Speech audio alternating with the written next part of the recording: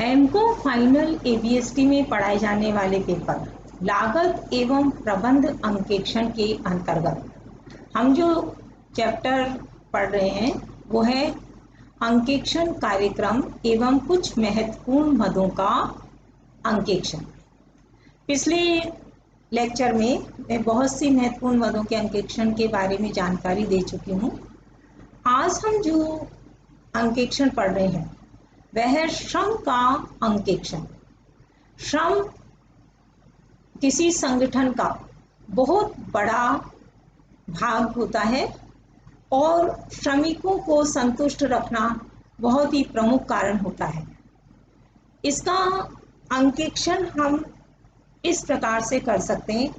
श्रम बजट, सबसे पहले हम श्रम का बजट बनाएंगे और उसमें देखेंगे कि कहाँ कहाँ किस किस मद में कितना खर्च होना चाहिए।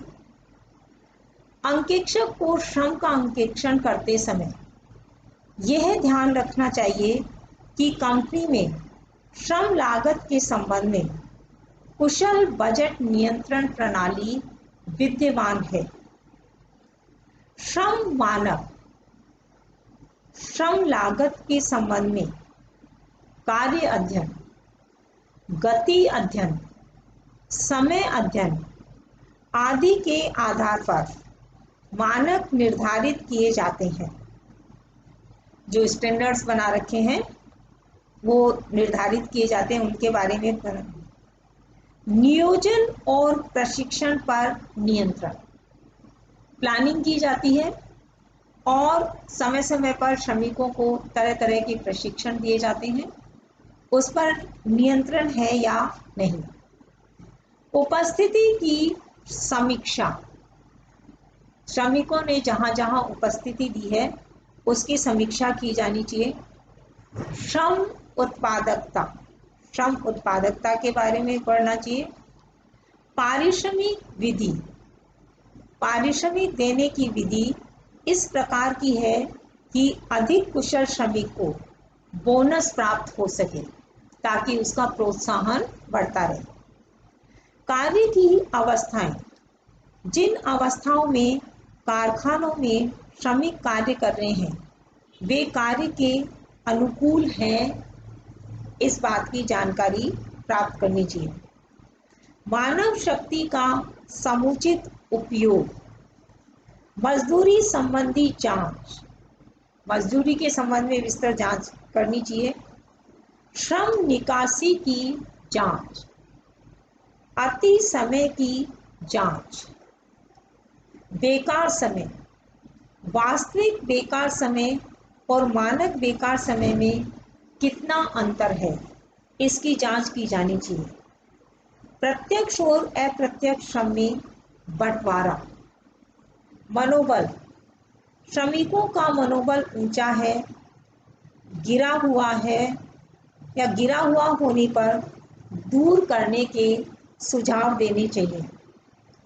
श्रम रिपोर्ट, अंकेक्षक को देखना चाहिए कि श्रमिकों के संबंध में नियमित रूप से रिपोर्ट मिलती रहती है और वे निर्णय लेने के कार्य में इसका सर्वोत्तम उपयोग करते हैं। श्रम का अंकेक्षण करने के बाद में जो महत्वपूर्ण मद है वो है ऊपरी व्ययों का अंकेक्षण।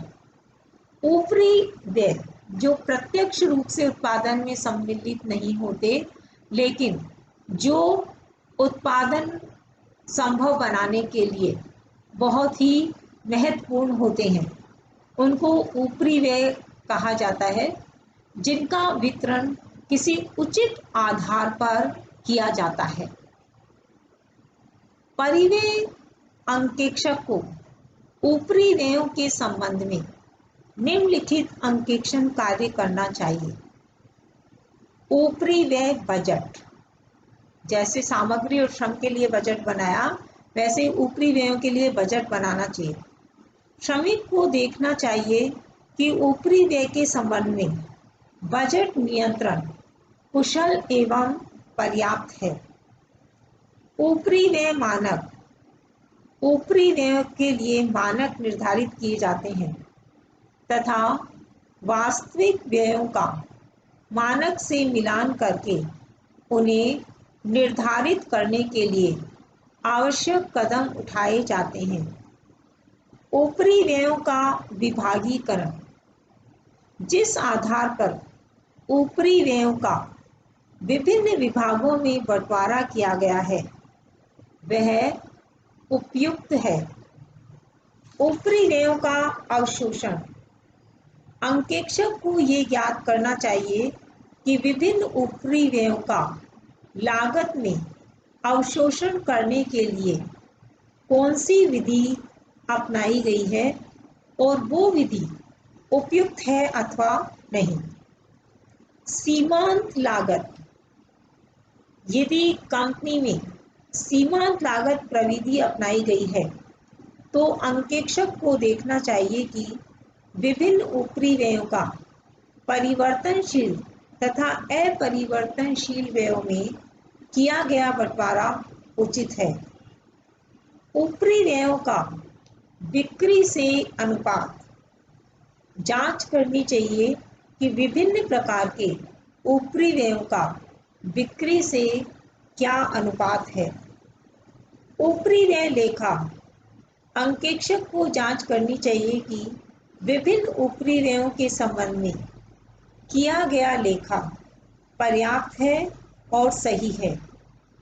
ऊपरी व्यय रिपोर्ट, ऊपरी व्ययों के संबंध में प्रशासन को नियमित रूप से विभिन्न प्रकार की रिपोर्ट पेश की जाती है जिनका प्रशासन द्वारा निर्णय लेने में समुचित उपयोग किया जाता है। आज हमने बहुत सी महत्वपूर्ण मदों के अंकेक्षण के बारे में पढ़ा और इस चैप्टर को यहीं आज हम समाप्त कर रहे हैं। और भी बहुत सी मदें होती हैं जिनका अंकेक्षक अंकेक्षण करता है। Okay students.